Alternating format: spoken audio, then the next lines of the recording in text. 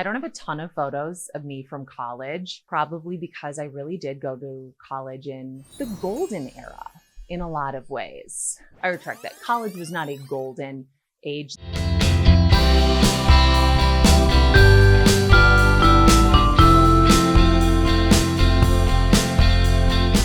Years 2001 to 2005 were not kind years to be a young woman. These were years where we were simultaneously celebrating. I don't know. It just like there was no good way to be a girl or a woman when I was in college. I was in college for the breakup of Justin and Brittany and her subsequent pure like slut shaming, the Crimea River era, Who Wore It Best era, Nicole Richie and Lindsay Lohan and Paris Hilton being called scary skinny, but also like celebrated for the fact that they were that skinny.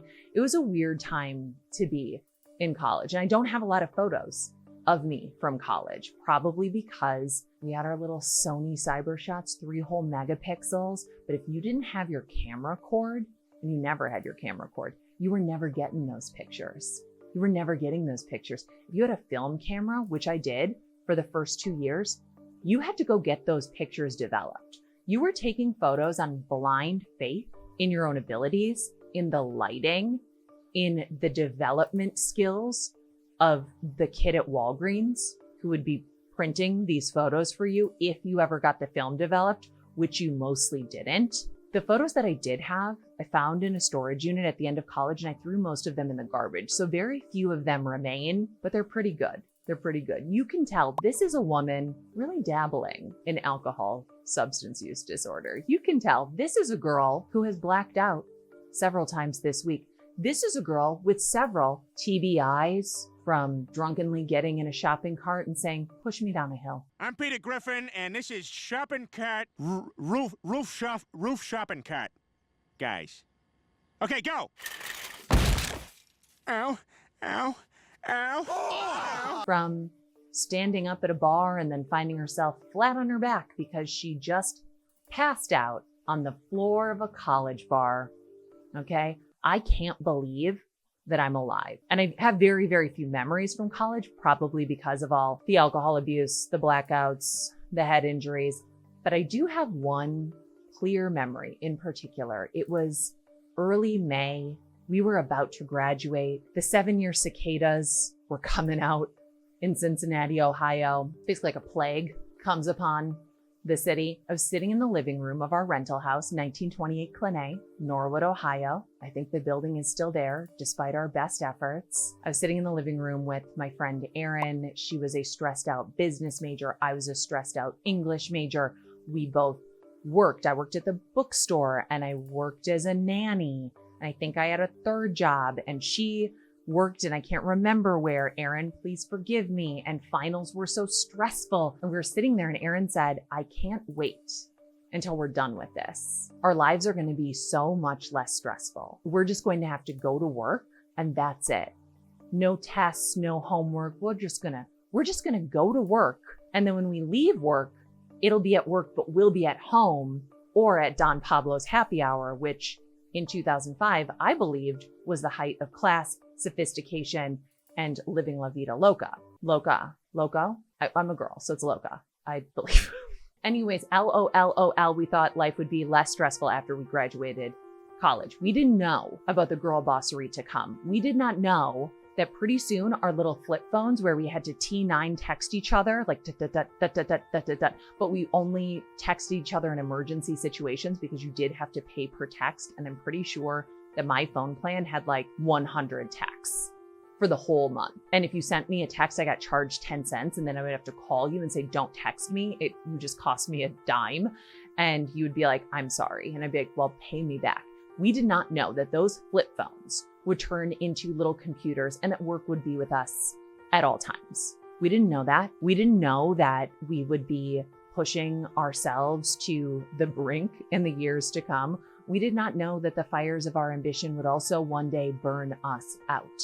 We didn't know. We were sitting in that decrepit living room on furniture the furniture. We had furniture, so that was good, but the furniture was, kids today have like an aesthetic for their living spaces in college. We barely had a living space. We were like, here's a diseased couch. We found it on the street. Here's a coffee table, is also from the street. Like, what? Like, there was nothing on the wall except our names written in nail polish and the names of a few other people from a drunken party where we decided to take attendance with nail polish on our wall. That was the aesthetic in 2005. Back to 2005. There we were, young, full of collagen, probably still drunk or hungover because we had just discovered the wonders of Red Bull and the way you could stay up all night drinking and smoking the Camel Lights that they gave out for free at the bar.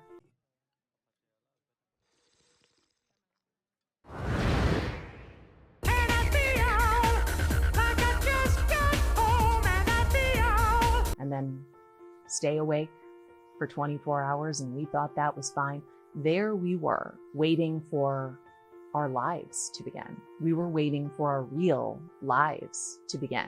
And maybe you are too. Maybe you're thinking of where you are right now as a waiting room of sorts, and you're waiting for a door to open and a woman with a clipboard to come out and call your name and motion you into a nondescript hallway where your real life is waiting. Something better, something bigger, but this is your real life too.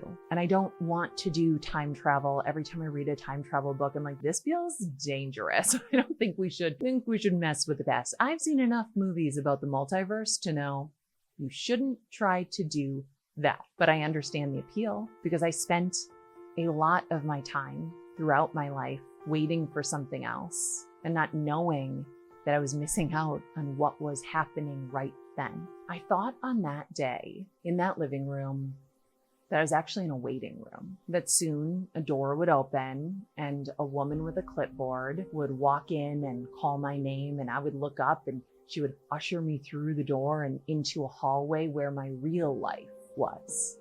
A bigger life, a more important life. I was just in a practice round called college, or a practice round called high school, or a practice round called my first job or young adulthood. Someday my life would arrive and I would be something. I would be a professional with a job. I would be a mom. I would be a wife. What else could matter? What else could compare? All of it matters. All of it counts. That sweaty afternoon with my roommate, the way that she used to sing along to a new band called Maroon 5 in her room. She played the CD on a 5-disc changer. The way you used to fall asleep in the backseat of the car and have your parents carry you in. The way you used to fake it when you were too big to be carried, just so they'd be forced to carry you anyway. The way they knew you were faking and still played along. Your first breakup, your first crush, the most boring days at your job. The meals you don't even remember eating, the friends you've lost touch with, the people who broke your heart, the people whose hearts you broke. All of it matters. This is your life too. That was your life too. That was your life. This is your life.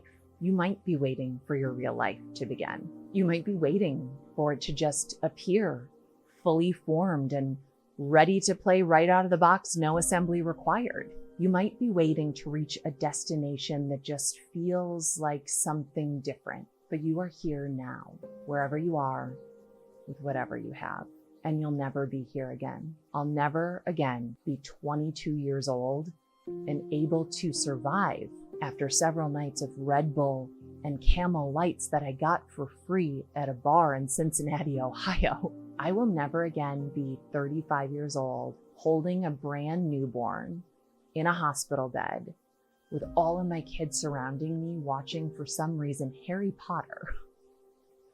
The baby was like 3 hours old. There's no secret code. There's no new level to unlock where it all makes sense. This is your life. Whatever it looks like, whatever it feels like, however it does or does not match up to your expectations, this is your life. Whatever it feels like, whatever it looks like, however it does or does not match up to the expectations you had when you were young and dumber in some ways, but smarter in so many others. There's more to come. There's more to hope for. There's more to work for. There's more to work through. There is more to survive, but there's plenty here already. This is your life too. It's going to be okay.